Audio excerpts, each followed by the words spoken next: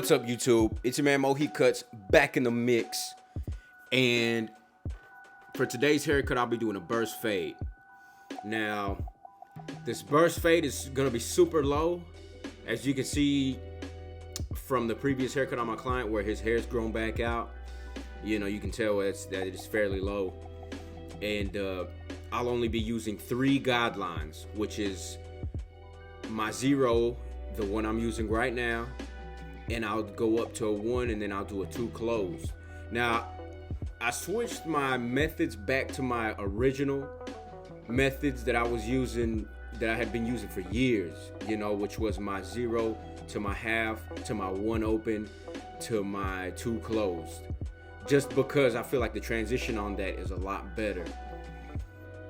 For me, I obviously it's different for everybody else, but for me, the fades to me came out a lot cleaner, and it was a lot more precise when it came to the guidelines of each, of the haircuts. But yeah, so now I'm going up with my half, and like I said, this burst fade is gonna be real low, or I'm sorry, my 1 open, and I go up about a half an inch, and like I said, this is a low burst, so I'm barely going up any, and I'm being real detailed with my guidelines, and there's hardly any space in between them, a quarter of an inch, that's it. And then I'm going back down, so now I got my 1.5, and I'm blending in my 1 open to my 2 closed, and I'm barely tapping anything. And then the area behind the ear where it's real compact, I come down and I make it to a point.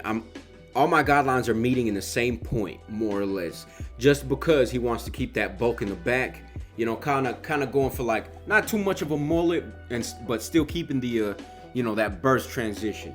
So now I'm coming in with my 1 closed, and all I'm doing right now is lightening up that bottom guideline, the very first guideline I made. That's all I'm doing.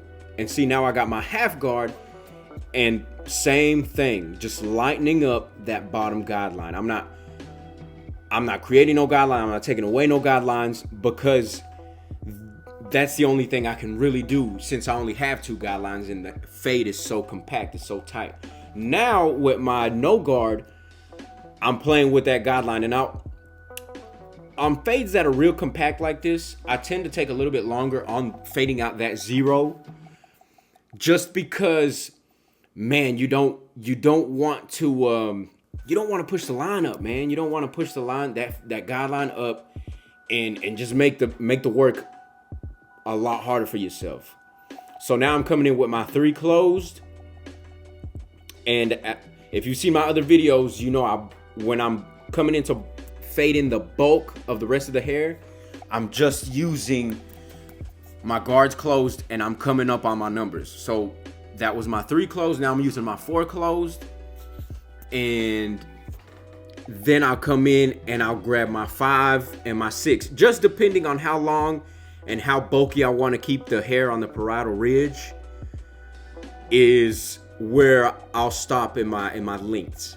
Because a lot of the time I will, if they have a lot of hair on top, I will go all the way up to my 8, which is an inch long. See, so now this is my 6. I just used my 5, and now I'm using my 6, and I'm fading into the parietal ridge, so only to the corner, just to the corner of his edge, and I'm fading into that. That's it. And then I come in with my shaver lastly, just to make the white part, so the skin part of his head, I want to make it pop. And with that shaver, it's real critical. The shaver is super critical to making that fade pop. Now on the right side of his head, I was still trying to adjust my camera, and you can see I'm still doing that now. Man, it's real hard to get the angles, because you don't want to block the camera when you're recording, with whether that be your shoulder or your hand or your elbow, you know what I mean? And you got to set it at an angle. I haven't got that down too good just yet, but trust, I will get there. Trust. So now on this side of the fade, it's the same steps, same transitions all around. I don't want to push the guidelines too high. I don't want to push my fade too high. All I'm doing is just lightening up areas just to make my zero fade in a little bit easier. And if you haven't yet, please make guidelines. At least when you're starting out. When you're starting out, you know, you're barely a year, 2 years in the game. Please make guidelines. It just makes your life a lot easier, and you know where you're going. You know what I mean? Like you know what God. So obviously, with like, for example, like your 1 and a 2, right? You know a 1.5 has to go in between that. So it just makes your life a lot easier if you have those 2 guidelines as an example, and you fade in with your 1.5. It's just common sense. It makes your life a lot easier. And I didn't start doing guidelines until maybe a year and a half in the game. So, you know, that I wish I would have started that way earlier, because I was kind of just shooting in the dark. You know what I mean? I wasn't really, I didn't have a guideline. I didn't have a blueprint of where the fade was going when I was doing the haircuts. You know what I mean? So, you know, luckily I ended up finding it, and you know, it's a lot easier now. But yeah, make guidelines, guys. Make guidelines. God damn it. So now I'm finishing up this fade on this side, and I know the fade transition looks a little bit dark right above where his zero is, but that is just because he, you know, we keep it low. You know what I mean? And if you see it in person, obviously it's a lot different than on camera, on video. You know, the videos don't do the camera justice. You know what I mean? So the haircut does look decent, guys. I'm not saying it's perfect. You know, no haircut is ever perfect. You know, unless you're doing Photoshop like these guys on Instagram. You know what I'm saying? But you know, this is real life. You know, and I'm showing y'all the real life part of a haircut. You know, and that's the whole thing. You know, that's the whole shebang. That's the camera work. You know, me trying to focus on certain parts of his head, his hair, and this and that and the other. It's hard. It's hard, guys. So now doing the lineup, I don't push anything. I've said it, and I'll say it again, and I'll keep saying it until I'm 250 years old. Don't push no edges. Don't push no edges. Keep it natural.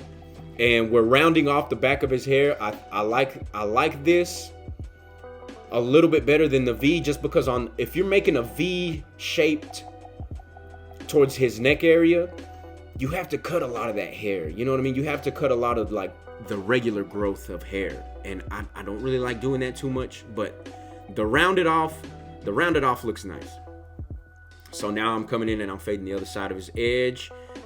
Like I said, guys, natural C cups. I'm not digging in. I don't want no crazy, you know, Instagram C cups. You know what I'm saying? Like I just, that's not how I was taught, and that's not how I'll teach, just because I think it stays true with, you know, natural haircuts, natural lineups, natural everything, you know.